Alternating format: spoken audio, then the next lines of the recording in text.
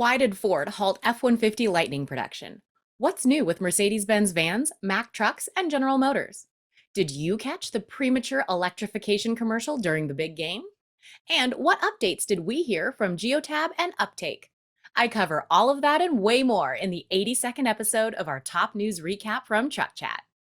I'm Lauren Fletcher, executive editor of Work Truck. Let's take a moment to check out the top work truck and van fleet news highlights as of February 17th, 2023.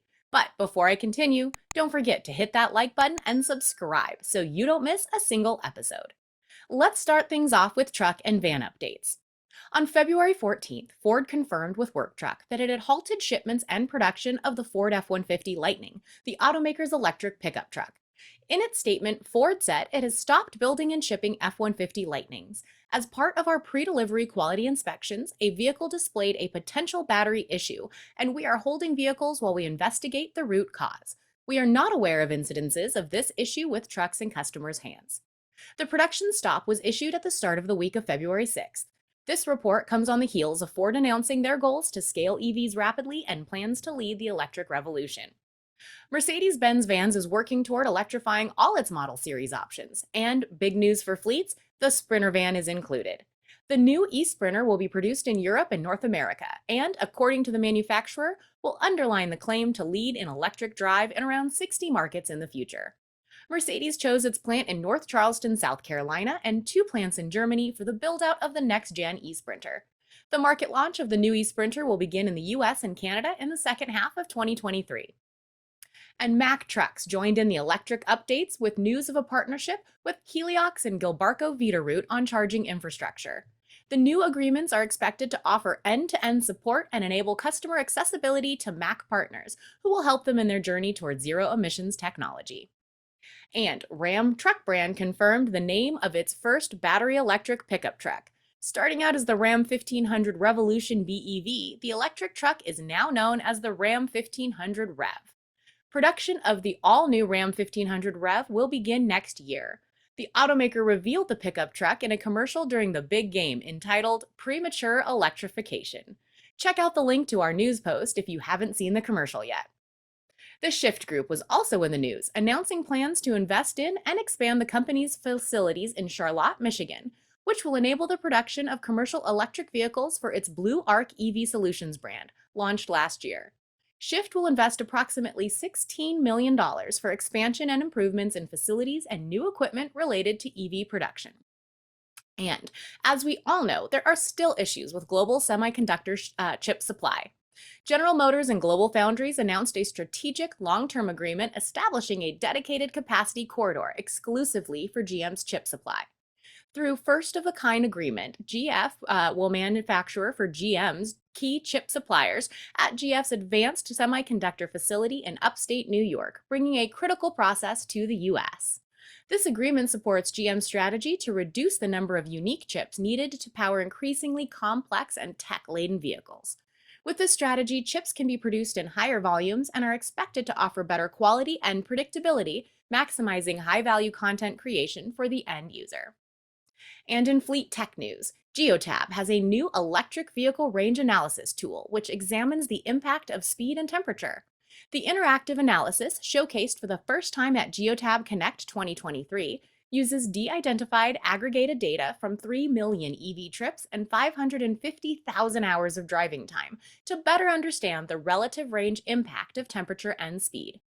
Geotab also announced that it would integrate with Cummins to enable over-the-air connectivity for Cummins engine control units through Geotab's Go 9 device. Over-the-air software updates will be sent directly to Cummins ECUs through Geotab's Go 9 device.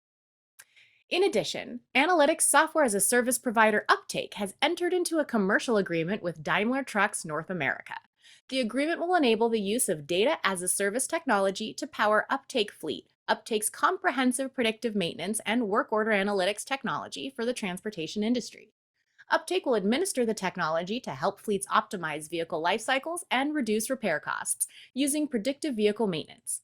By analyzing information from subsystem sensors and work orders, Uptake can predict vehicle problems well before a fault code and recommend corrective actions before they lead to costly repairs, delays, or roadside breakdowns. And there were several major company leadership updates announced over the past few weeks. Hino Trucks announced the appointment of Glenn Ellis to the position of president and chairman of the board for Hino Trucks, effective February 1st. Ellis succeeds Shigehiro Matsuoka, who retired after holding the position for 4 years and will become the first U.S.-born president of Hino Trucks. In addition, Ellis will also serve as an officer of Hino Motors Limited, Hino Trucks' parent company. Ellis joined Hino in 2004 as Vice President of Marketing, Product Development, and Dealer Operations after 11 years with Detroit Diesel. As president, he will continue to focus on the dealer and customer relationship. In addition, Hino Motors Manufacturing USA announced a new management structure emphasizing North American expertise and a refined focus on responsibilities. Masamichi Mizokoshi was appointed president and CEO. He succeeded Takashi Ono, who was appointed to Chief Toyota Business Officer. Additional, Davey Jung was appointed to Chief Operating Officer and Executive Vice President for Toyota Business. And finally, Masaki Hanayama was appointed to Executive Vice President to oversee Hino Motors Manufacturing Truck Business, Production Planning Control, and R&D. And Chevin Fleet Solutions announced that company founder Ashley Sowerby is moving to a new role of executive chairman, passing on the CEO role to Gary Thompson, current Chevin COO. Thompson joined the business in March 2022 as Chief Operating Officer. And Work Truck works hard to be your #1 vocational fleet resource. Beyond News, several feature articles were recently published. Some of our highlights include a renewed interest in advancements in propane. Fleets are taking advantage of the benefits of this American-made fuel. Check out What's Old is Renewed Again to learn more about renewable propane autogas options. And today, a computer is becoming as much a part of the truck maintenance toolbox as a socket wrench. How can technology benefit fleets and their overall truck maintenance needs?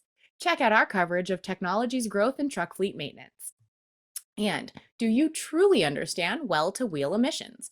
In our recent Fleet 101 article, we break down the emissions related to the complete life cycle of fuels for work truck fleets.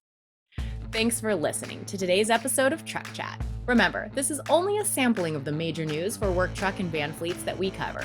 To read it all, head on over to worktruckonline.com, bookmark this page, and sign up for our newsletters. And don't forget to check out the rest of our YouTube channel, subscribe to our podcasts, and follow us on your favorite social platform so you never miss an update from your #1 vocational truck resource, Work Truck.